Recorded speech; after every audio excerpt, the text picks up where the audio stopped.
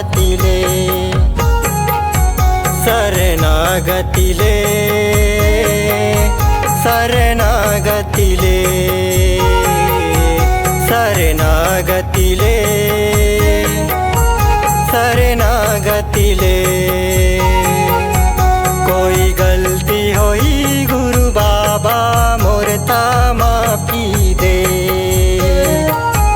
तोरे शरण आए कभागा हो शरणागतिले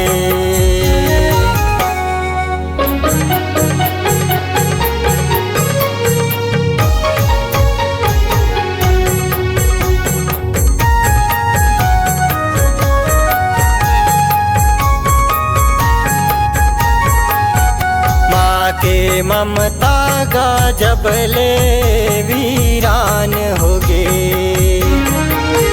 तबले ओ कर ये बेटा कैसे नादान होगे। माँ के ममता गा जबले वीरान होगे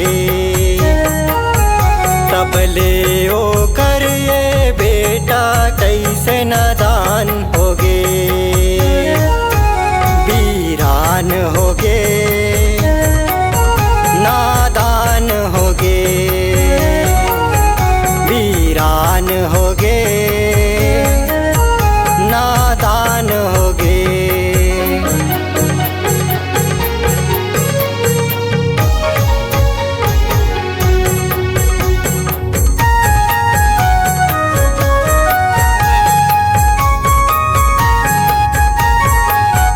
जब तक हवै मोरे हंसा ता नाम लेहूं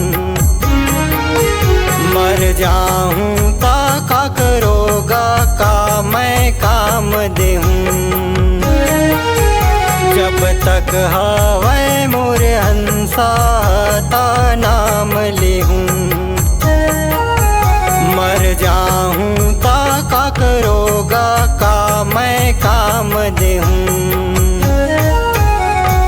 काम देहूं का काम देहूं का काम दे